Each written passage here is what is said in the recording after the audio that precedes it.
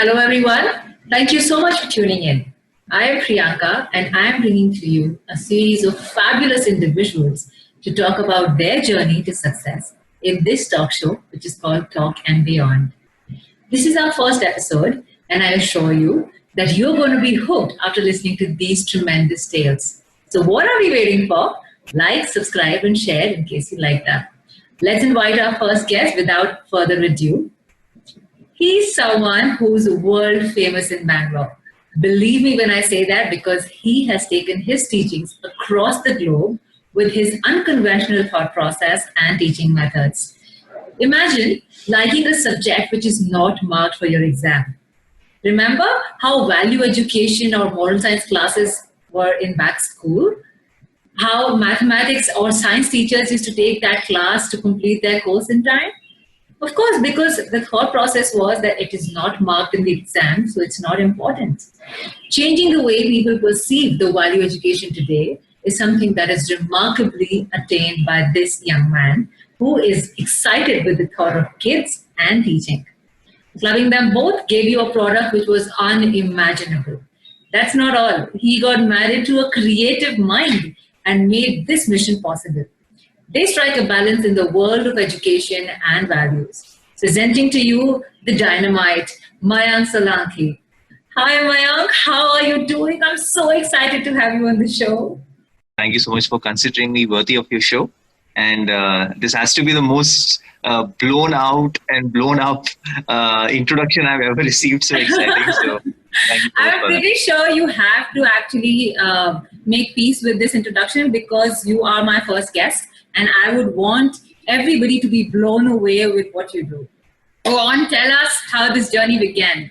So I'm the founder of an organization called Val Ed Initiatives, and we essentially work in the field of providing 21st century human values and life skills education. Something which a lot of us might have a cringy look when we hear that, yeah, that's really needed today. And it's not just for children, perhaps even for adults, people from all nationalities. It's something which is really the need of the hour. It's just that everyone's been trying to figure out how to give something which is not preachy, which is not old school, but something which we can relate to and connect with and actually makes our society better. To begin with, one way of looking at the kind of work which we do is to help make our traffic much better, our honking lesser, our courtesy for each other better, our sexism less, the love and the bond of a parent and a friend to be maintained, to feel safer. So you can see the variety of the impact of the kind of work which we're trying to do. And we're trying to work with the most basic unit of our society, which is our children, the most, I think, important asset of a society. And how we exactly do this is something which we figured over a period of time. And when you ask me that how I started, it's very difficult to give that answer because I believe I'm one of those people who never started this because he wanted to start it. It kind of happened. So I'm more like a destiny's child, that maybe it was written for it to happen and I just was there at the right time, at the right moment. And fortunately, I had the courage to take the choice. So my background actually comes from business management. I was very focused to join my family business of healthcare. And all of them in my family are doctors. My brother, my father, my hubby, all of them. And we have a group of hospitals. But I also always wanted to join them. But as destiny and fate would have it, I did my 11th and 12th in PCMB, which is science background. And then those days, all of us have written entrance exams, right? So my CT ranking, I can't forget. My father, when he saw my CT rank, it was, I think, in 4 digits or 5 digit numbers. The only look he gave me, and he's like, Mayank, painful. And I forget that. But the beauty of our parents is that they love us nonetheless, right? So he said that, okay, fine, don't worry. We'll find something which is more kind of thing. And I was so relieved that, maybe this is what I can do. But I was like, maybe I won't be a doctor, but I can still find a way of working in this space because I wanted to be with my family in their business itself. So I chose the MBA way of doing it. So I did my undergrad and everything. Then I worked with I studied in a very prestigious institution called School of Inspired Leadership. It's in Gurgaon, right next to Delhi. I was the youngest person over there who got admission because they had minimum 3 to 4 years of work ex required.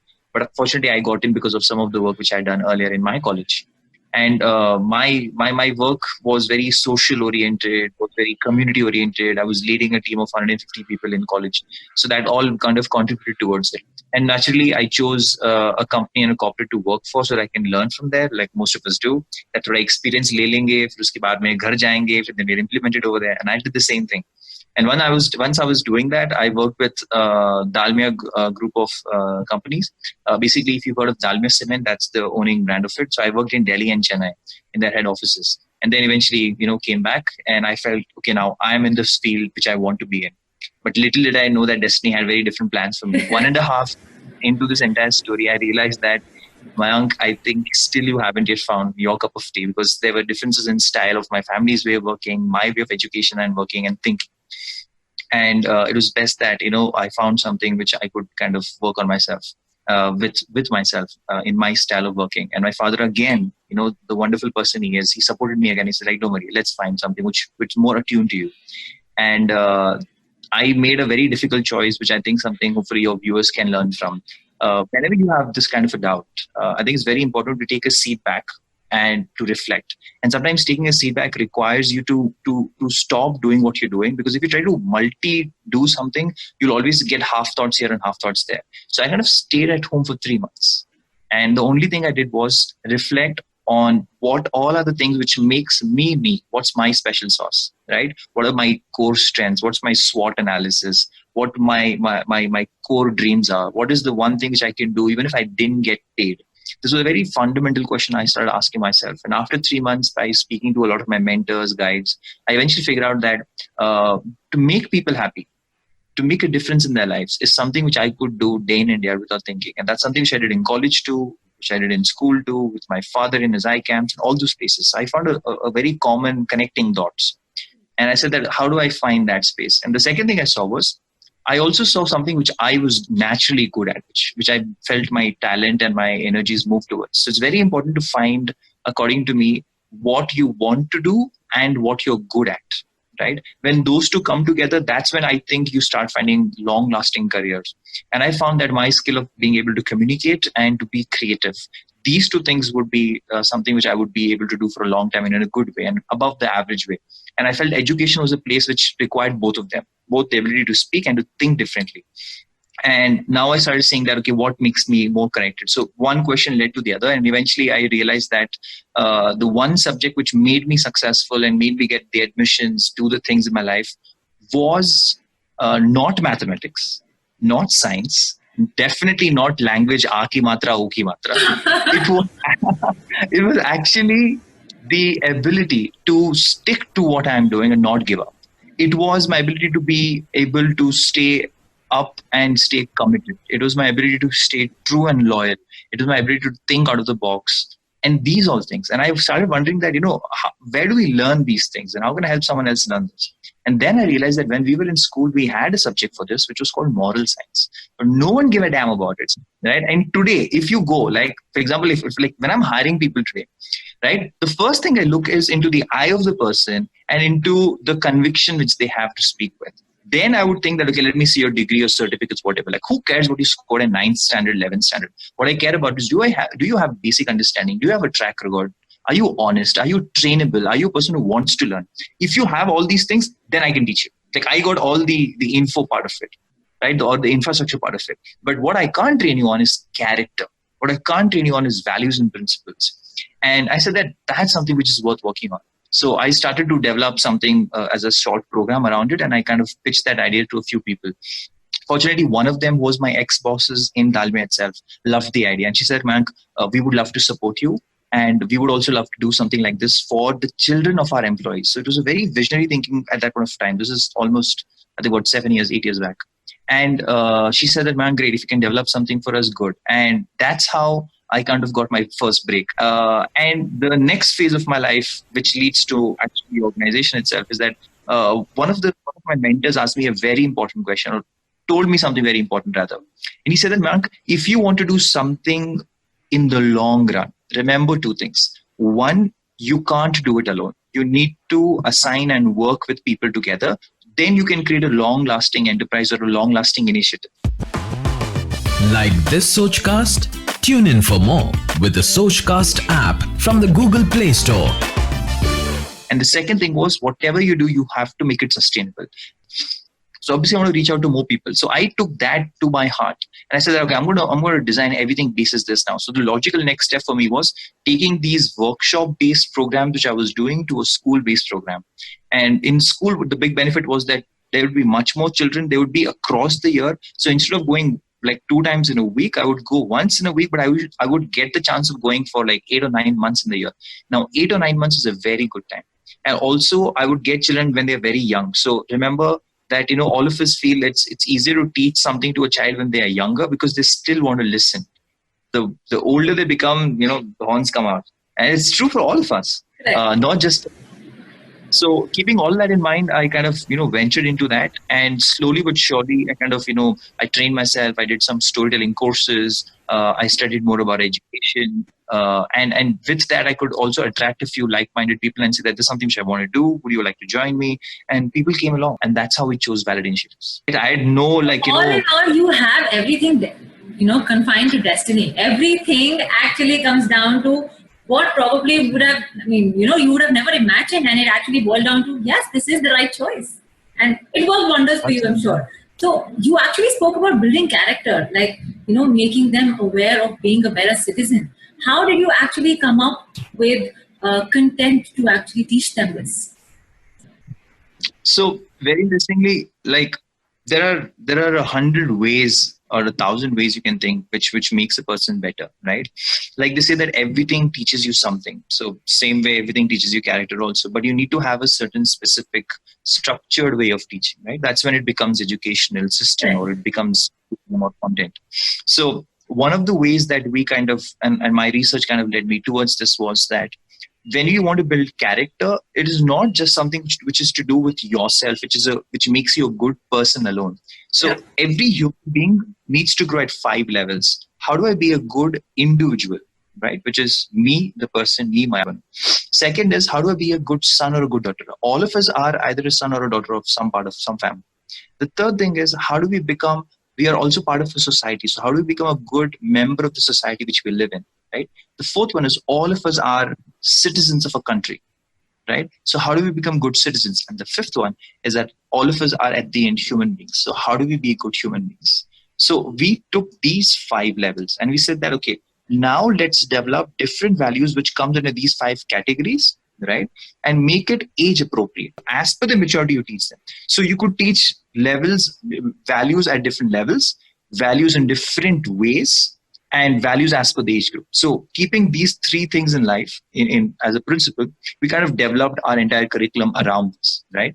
And then, of course, what was very key was not only what you're teaching, but how you're teaching. So I remembered all those things my teachers did in class, which put me to sleep. And I made a list of things. I'm like, ye to definitely is not how we're going to teach. Now, isko chhod ke how we're going to teach is what you're going to come up with. So that kind of really helps. Sometimes in life, if you don't know what to do, make a list of things what you don't want to do. It is stuff, right? So it really kind of helps. So that's how we kind of elimination method. Absolutely, really works. Okay. So I understand that you have that unconventional way of teaching because you knew you do not want to teach the way that it is already being taught. But there are a lot of shortcomings to that as well. You run out of content. You run out of ideas. How do you actually collate them and make them, serviceable, providable in terms of prices as well? Right now, that you would have had a lot of. I understand that if it's the school curriculum, you would have already gotten over with it. But moving on to a specifically new arena like a digital platform, how did that pan out in your Valid Initiative? So here's a couple of things which kind of is true at multiple levels, and it's true for this question of yours too. So always we believe that all of us start step by step, right? No one does the entire thing at one step. Like even as an organization, the first kind of content or curriculum we developed was for the middle grade, for grade 5, 6, and 7. Then we made it for the high grade. Then we made it for primary. Then we made it for pre-primary. The same way, we first kind of figure out that, okay, if I'm sitting with you face to face, how exactly am I going to be interacting with you? What's the body language I'm going to use? What's the voice, the tone, everything. And then secondly, necessity is the mother of invention, right? So now, because of the crisis, we know that the online is the only way and platform for you to be able to engage with people. Now you need to kind of upskill yourself. Now, it does not mean what you've learned inside the physical setup becomes obsolete. You can always take a lot of it, but you need to be able to take in the reality of the new context, which says that, okay, you won't be able to sit physically and see all of them. You won't be able to do a lot of physical activity with them. Now, with those constraints, you will come up with something new. And it is possible to do. So two things which I kind of saw, which kind of really helped us, right? It's always a fabulous practice to see what some of the most renowned names in that field are doing, right? So for example, I know some of the most amazing educators. For example, Khan Academy has so many educators across the world who kind of put out lessons over there of how you can teach any subject. And remember, I believe that a good teacher, if they can teach one thing very well, there's a very good chance they'll know how to teach something else very well. So we also figured out that there's a 4-step principle which we use, right? Which helps us understand how to make around it. The first step in that is experience. So whenever you're teaching something, teach through an experience, right? Don't start that, okay, aaj ka hamara topic ye hai, aaj hum ye seekhne wale. No, start with an experience, right? An experience is a story, a game, a poem, a debate, a role play, a video story. There are tons of experiences. But don't tell them what you're going to teach. Just start, because that makes a person curious. Like there's a very nice saying that says that there's no point of having the world's greatest library if no one wants to go inside. Which means curiosity is more important than the knowledge itself, right? So that's the reason why we make an experience. The second step is reflection. Any experience without reflection is entertainment, which means, have you seen sometimes people ask, like, how was your class? बच्चों को पूछते हैं, चलो बहुत अच्छा था, बहुत मजा आया. Okay, तो क्या सीखा? And they look up and down, right? Which had a great time, but they don't know what they learned. So experience, reflection is the second step. Asking the right kind of question and the right amount of questions to make a person think. That's what a beautiful educator does. And beautiful educator leaves you with questions, not just with answers. I'm not saying only questions. I'm saying more questions than the answers. And the third step, realization. The objective of asking question is to make a person realize something, give them a message.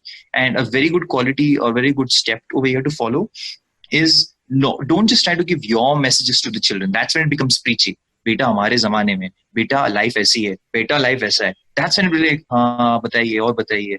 So it becomes like only a one-way side. But if you help a child basically think and realize and share, what do you think is the learning from this? Then what happens is so many more beautiful things come out from it. And the last, which I think is the most important step, is the action part, the transformative action. There is no point of education which doesn't drive into action, because you and I might learn the most amazing things in life, but if you don't implement it, it makes no difference. So for me, the fourth step after educating the entire process is to be able to inspire people to take action. So when you're able to inspire and pump up a person that, I learned about truth today, so aaj se main, is choti cheez mein, I'm never going to lie about it. Right? I'm going to be truthful. I'm going to be courageous to tell the truth of how I feel or what I did to people. And ye nahi karunga, right?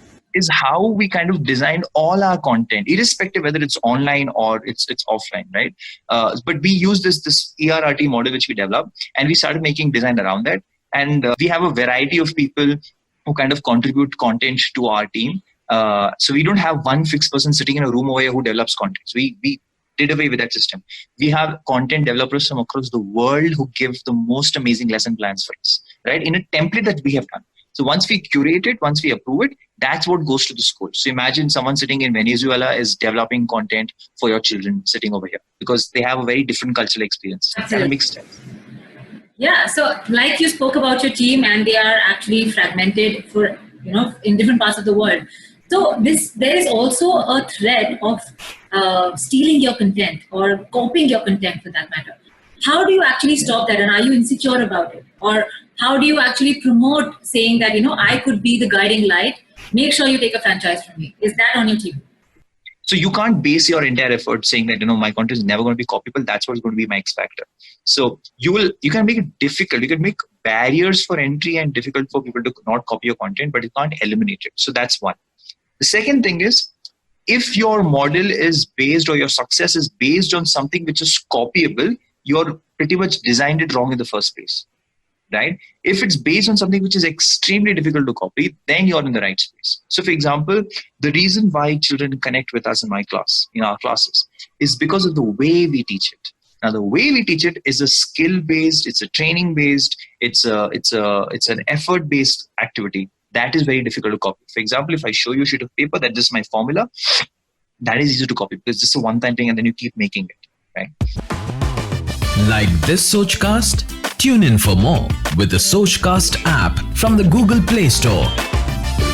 The third thing is, one of the best ways I have seen of kind of shielding yourself from the effects of copycats is that your rate of innovation should be faster than the rate of their copy, right? If you change yourself so fast and so frequently, adapting to what's happening in the market to your children, by the time they figure out to how to copy the first one, you've already moved to the second one, right? And that's exactly what's going to happen. And remember, only from an original can you learn how to be an original, right? So everything is inspired from each other in life. I also believe that इस life में कुछ original नहीं होता. हर किसी का कहीं ना कहीं inspiration आया ही है, right? But you need to be original in your thinking also. Not with the intention of copying it, you will become an original. Yeah, so it's your approach. Yeah, absolutely. So if you take that kind of an approach, it becomes easier.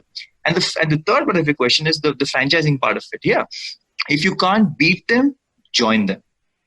That's the best strategy I've seen, right? Let's make a bet. If always a group of people are going to be much more stable than one single person leading the entire race, right? So yeah, absolutely. So there are so many people in our organizations who are kind of franchising with us in different capacities to kind of join us and say that we are going to take value education, transformational education to the world in different ways. And I said, great, cool. So let's join hands together. So yeah, we do have people like that. Nice. Okay. So franchising is on the table. You have created a lot of content and you are innovating as fast as possible. Making sure that people who actually attended your physical class are even attending your digital class. How do you make that happen? And what is the impact that you're creating online, which is so difficult? What are the shortcomings that you see? So interestingly, our essential model is basically where we are a B2C customer, which means B2B customer, which means that we work with schools and schools are our customers, but children who are the students of the school are our consumers. So it's very different. It's like, for example, insurance, right? You buy insurance, but it's your children who enjoy with the life insurance that you buy, right? It's the same way. So in our case, since schools are off right now, right, altogether, and online classes is something which they're doing first for the core subjects, and they of course invite us once in a while of kind of taking the value education class online itself. So that's how we essentially work. So, but what we've done over here is we've expanded out. So instead of teaching our physical students who will eventually get to teach inside the school, we are now reaching out to all those children who are in schools where we are not yet tied up. Right. So, for example, there are many parents who say, "Man, we love your program. We want our children to go through it, but unfortunately, our school has not yet taken up your program." I'm like, "Great! So we are doing something online as a series. Every week there's one class. So enroll your student over there, join up." So that's something now we've started kind of doing. Now, when it comes to teaching a class over there, so definitely there's a lot of challenges. Like, for example, like if I'm speaking to you right now inside a class, I can ask like questions to 10 children. I can take their input and I can do that, right? In a class of 30 or 40. But when I'm online and if, for example, there are 40 or 50 of them, that becomes a little difficult, right? Because there are tech issues. Not everyone has access to equal quality input. There's a sense of, because you're working with children, right? So there's a sense of playfulness which they have. So they will make noises, they will type out stuff. But don't worry, technology is adapting as equally to human tendencies as it is, right? So, for example, Zoom had issues earlier of security and stuff like that. Now it's spick and span. They fixed it. Now, with moving ahead, technology also is moving along with it. The other challenge which you also face in that part is that, like, for example, you can see my face right now, right? You can kind of make out what my expressions are, but you also know the difference when I'm physically in front of you, right? I truly believe education is also a lot about the aura which you bring to that person, right? The kind of positive vibes you bring, but that happens when there's physical proximity, right? That I believe is something which affects. Now, if a Westerner listens to this, they may or may not understand it, but I do know they would have felt it, right? They won't know the logic behind it, but they'll know that, I know that there is a difference, but I don't know why there's a difference. Yeah. But yes, it is about also the positive vibes which an educator brings to the class. That definitely is a challenge. The third one is that you kind of also have to figure out how to do your follow-ups, right? Because there is one screen. There's one which huge concern which all of us have, that, mom is using a screen, dad is using a screen, beta is using a screen. If there's a second child, now you can't have 4 different screens which has to be used at the same time, right? For teaching or for using your work or whatever. So infrastructurally, it becomes very costly for each child to have their own personal screen. So yeah, I mean, these are some challenges around that, but it's as simple as this. We have to adapt. We have to make the best of what we have, and remember that the whole COVID thing is going to end. It's a matter of time now. So it's going to go back to normal very, very soon, right? Yes, it'll be a new normal, no doubt about that, right? But it's pretty much going to be a very awesome approach. Yeah, I think so too. I mean, it's going to be more sustainable. It's going to be more mindful. It's going to be more challenging, of course, but it's going to actually let us innovate ourselves. Coming to my most important question, you have a fabulous fan following, and I'm sure all of them would want to join this Valid initiative as however they could, probably teaching or content creation. So how do you plan to actually bring them on board, and how can they contact you for the same? So the one thing which by definition or by principle, we made Valid a complete, it's almost like an open-ended software, right? That anyone can plug in and anyone can create anything and to deliver around that. And we become the support system for that, right? So our approach to this entire thing was, whether you have an idea of how to teach any value or life skill in an interesting way, you can make content for us. Someone says that, man, maybe I can't make content, but I can teach content. Then you can become teacher with us. Someone says, man, I can't do that or that, but I can explain to parent. I'm a parent, my parents ko acha samjha sakte ho. Then you can do parenting sessions with us. Someone is a teacher, says that, man, I'm a teacher. I can teach other fellow teachers of how to basically approach and bring values in life skills. You can do teacher training with us, right? Someone said that, man, I want you to sit and come up with creative ideas of how to take this to the next level. You can be part of our strategic team. There are n number of ways anyone can do that. And the best part is, you could do this if you're in Bangalore, you could do this if you're outside Bangalore, you could be sitting in Timbuktu, and you can still participate because, like, for example, our chief learning officer, okay, the one person who's in COVID or anything, sits in Pune, and our physical office is in Bangalore, right? Our chief operations officer is right now in Hubli, and she's managing things from there. So, I mean, when you have the mindset that, you just need good quality people, place and time is very, very momentary, right? You can always figure a way out around it. And we design the entire system around that.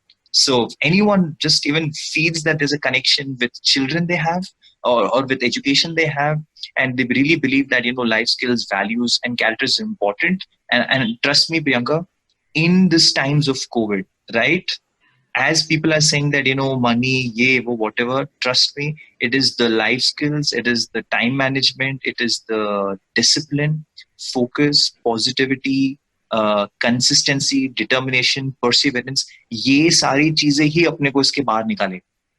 It is not going to be your oil, it is not going to be your money or whatever. It is going to be this quality which is going to bring humanity out from it. Which means that now of all times is even more important to delve that, okay, how do I improve some of my self-management concepts, my mindset management, my growth management, mindfulness, like you earlier said. All these are key things. So yeah, I mean, if someone believes that they can spare time and work on this, fabulous. Yeah, now that, a lot of people have lost their jobs, unfortunately, and they are actually relatively free, they can probably get into this and at least earn, at least those, good points that you count in your gratitude sheet and you mark your positives. This is one of the ways, I think the best ones that comes to my mind. Growing with teachers, growing with students who are actually right now seeing you live will be loving this for sure. Very, very interesting. I am probably done with this, but Mayank, I have a little surprise for you. This is called a rapid fire round, and all you have to do is answer really quick. This is all about your preference, and we are not going to be judging you for this. So are you ready? Okay. Okay, sure. This will be fun. Okay. Mayank the content creator, Mayank the teacher, or Mayank the leader? Rate the order in which you think you're good at. Content, leader, teacher. Okay, teacher is the last. I can't believe that. Teaching I think, yeah. tots? Okay, great. Teaching the tiny tots or teaching the 12th graders? Your preference? 12th graders, for sure. Really?